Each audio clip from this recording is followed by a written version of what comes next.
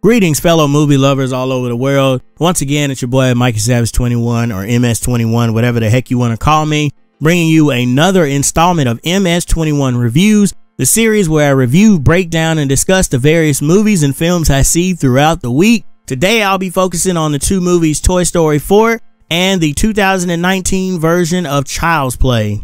So getting into the first movie, Toy Story 4.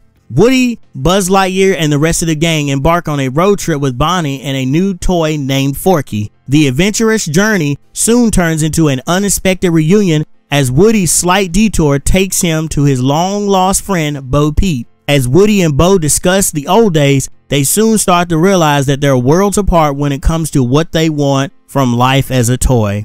Alright, so I had the pleasure of checking this movie out on Thursday with a handful of other Toy Story fans, and I gotta say, I'm in love with this film. Like, to me, this was a near perfect film. It basically was a perfect film. But getting into some of the positives, like what all worked for this one, because I know going in, this one had a lot of pressure because not only did it have to justify another sequel being made, but it also had to try to outdo what Toy Story 3 did with the perfect ending of Andy going off to college and handing off his toys to Bonnie. Now this film has to pick up from that and actually tell a good, compelling story. And I can honestly say the director here did, and I thought with John Lasseter gone, I was wondering how these movies going forward we're going to be, and it seems like the movies are great that they've been cranking out. I've loved The Incredibles 2, I loved Coco, I've loved Toy Story 4, and I'm looking forward to Onward and whatever else Pixar has to throw out. Again, the overall story was very solid and relatable. It hit all the emotional beats from start to finish. You know, sometimes when it comes to some of the Pixar films, there's a little bit of lull in the middle. I felt like they kept a consistent emotional beat from start to finish all the way through. And the ending,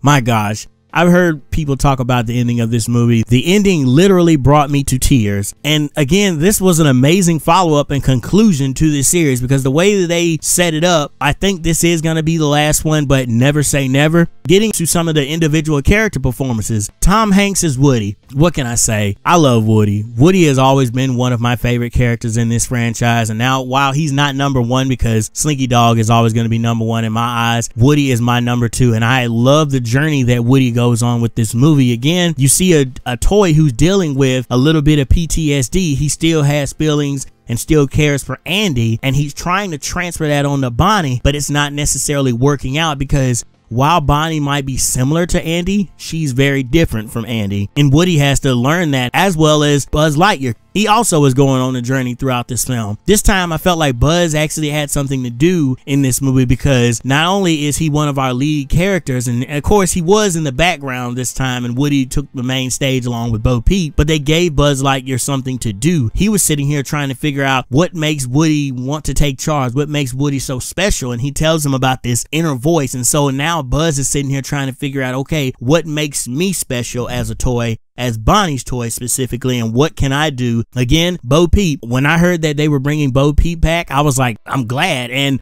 I understood the reason why they couldn't put her in Toy Story 3 because, like I've told a lot of people, that scene at the end of Toy Story 3 where they're holding hands going to the furnace, porcelain melts like at extreme heats a little quicker than plastic does. So of course they wouldn't start to melt right away, but she would. And they also explained why she wasn't in the last film and the journey that she's been going on with her different respective friends. Again, the character of Forky, when I saw the trailers, I was like, this Forky character is going to get on my nerves. I can already tell. But I can honestly say Tony Hale brought this character to life and actually made me like Forky. And that's weird because, again, Forky is one of those outlandish characters that you think a lot of people wouldn't gravitate to. But he also has a character journey in the story that he goes through. At first, he sees himself as one way, but then as you get throughout the story, he starts to see himself in a different light. And that's something that we can all internalize as humans. In terms of the old characters, they had something to do. But again, this movie was mainly focused on Woody, Buzz, and Bo Peep and Forky. So the older characters had to take a bit of a back seat. But that doesn't mean that they weren't completely used to the best of their abilities. Again, Jesse's always a standout, of course. I love Ham. I love Mr. and Mrs. Potato Head. Slinky Dog is my dude. I'm always going to have a love for Slinky Dog. And even some of the other characters that we got introduced to in Toy Story 3 actually had something to do. And in terms of the other new characters, I know a lot of people are wondering about, okay, Keanu Reeves' character of Duke Kaboom. I gotta say, yo, he crushed it. Keanu Reeves this is his year, man. He is crushing every single movie he has been in this year. Even that little somewhat indie film that was on Netflix, he crushed his performance in that. So I can say this is the Keanu-sance that we're in, because his character of Duke Kaboom, again, looks totally ridiculous, and when you look at it at face value, you think there is no way they can give this character a story. Yet they find a way to give him a story, and it's compelling, and it relates back to something that we can all internalize as humans. I'd also be remiss if I didn't sit here and talk about the villain. Now, while we mostly have a main villain in each of the Toy Story films, I felt like this time we had a villain who not only had a compelling and a reason for doing what she was doing, but they also justified that by having her have a solid and conclusive ending to her arc, as opposed to with certain other villains, they kind of left it open-ended as to what their fate might be. Again, in terms of some of the negatives now, there was basically nothing wrong with the movie. I mean, I don't go in looking for flaws in movies, but a lot of times movies do have flaws. And the only flaw I could even maybe mention is maybe it's not as good as the previous film, but this one is still an amazing follow-up nonetheless. I think what's so hard is that Toy Story 3 ending to me was so perfect and symbolic, because we went on this journey with Andy, and now Andy is in college and passing his toys off to somebody else. I thought that was a perfect conclusion, but then they found a way in this one to give an even better conclusion. So in terms of my score, I'm going to give this film a 9 out of 10. All right, moving on to the next film, Child's Play 2019. After moving to a new city, young Andy Barkley receives a special present from his mother, a seemingly innocent buddy doll that becomes his best friend. When the doll suddenly takes on a life of its own, Andy unites with the other neighborhood children to stop the sinister toy from wreaking havoc. Alright, so basically this had the same premise as the original, but the director, Lars Klevberg, made very noticeable differences to ensure that we weren't getting a rehash of the original plot of the first one. Again, they're very similar, but again, they do different things, especially with the way the story progresses. Now, in terms of some of the positives and what did work for me, one of the things that I can say is this movie made me feel sympathetic towards Chucky and towards Andy. Now, in the original, I did feel a little sympathy towards Andy, but I felt none for Chucky. Like, don't get me wrong, a lot of the films I was rooting for Chucky to win, but I didn't feel any kind of sympathy for him, while this story actually focuses in and gives us time to see them growing in this ever-changing friendship. Because like it says, they're supposed to be best buddies. These buddy dolls are different from the original Chucky dolls. This time, the doll imprints on you, and when it imprints on you, that means it's specifically gonna be your best friend. And again, they made me feel sympathy towards Chucky. Even when he started going on his murders rampages, the reason that he justifies all this killing is for the sake of Andy. Like we saw in all the trailers, he just wants Andy to be happy. And that's something different, because again, the old Chucky was very selfish. And again, that's no poo-poo on his character. I still love the original Chucky, but he was more selfish. In terms of this Chucky, he just wanted to see Andy to be happy. Now, since I'm talking about Andy, I gotta credit Gabriel Bateman for what he did in this role as Andy. Again, this Andy is a little bit older than the one we got in the original. This one also has hearing impairment issues, so he has a hearing aid, which already makes him stand out a little bit more and would give him that social awkwardness of being a preteen / teenager going to school, because you already see yourself as different. And we see that throughout the film, that he feels different, that he has trouble making friends. So then when you get introduced to Mark Hamill's character of Chucky, he kind of balances that out and gives him that best friend that he's been looking for his entire life, until it turns out kind of bad. Aubrey Plaza can do no wrong. She is beautiful and amazing. However, I did not buy her as Karen Barkley, and I'll get more into that when I start talking about my negatives. But again, I liked seeing Aubrey Plaza in here. She just didn't seem more like a motherly figure in this movie. Again, spotlighting Brian Tyree Henry, Detective Mike Norris. This time, Detective Mike Norris actually does have some personal ties into all of this, with his mother living in the building and being only a couple of floors away from Andy and his mother. So he actually has reason for being there all the time, as opposed to the old Mike Norris.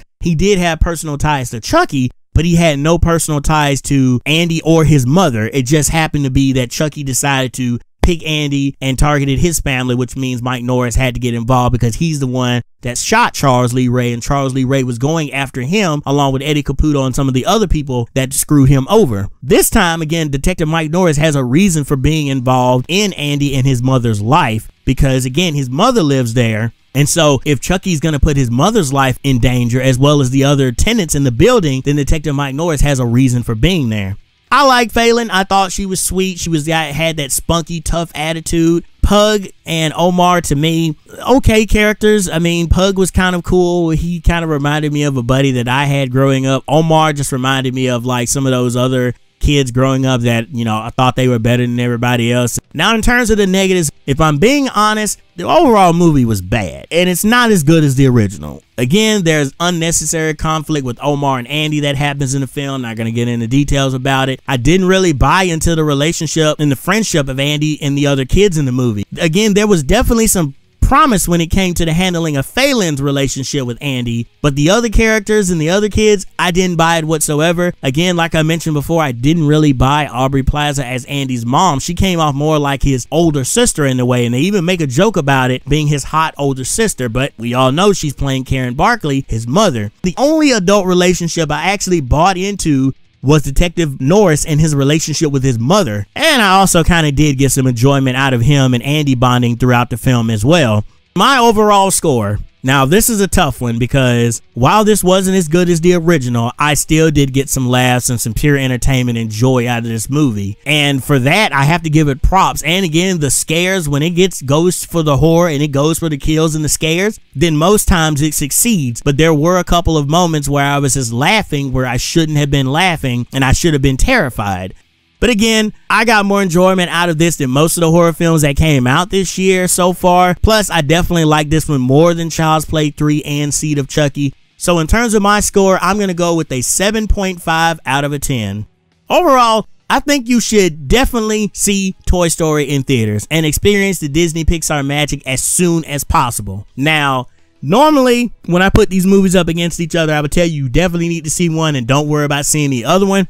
But in this case, I'm also going to recommend you check out this version of Child's Play. I know that it's probably confusing some of you to hear me say that, but while this version isn't as good as the first one, and it isn't as memorable as Child's Play 2, it still has some cool concepts. Again, this movie makes you care about Chucky and his relationship with Andy, unlike the original series where Andy was just a pawn or could have been replaced with any other kid he told his secret to. This time, Chucky imprints on Andy and is willing to do anything to make him happy, even if it means killing him or anyone else. So again, if you're a horror fan or a fan of the original series, then I definitely recommend you check out this movie. But if you'd rather see Aladdin, Booksmart, or John Wick Chapter 3 first, then I totally understand. But overall, what did you guys think? Are you excited to see Toy Story 4 and Child's Play 2019? Have you seen both movies already? And if so, what did you think about them? Do you agree with me that Toy Story 4 is a phenomenal film, but not as good as Toy Story 3? Is this new Child's Play movie going to deliver a much needed jolt to the overall franchise? Because I do understand that the franchise is still ongoing with the TV series, but in terms of it coming back to theaters, I don't ever see that happening again. So maybe this movie is the much needed jolt to get the Child's Play franchise back in the good graces of the overall movie-going audience. Let me know down in the comment section below.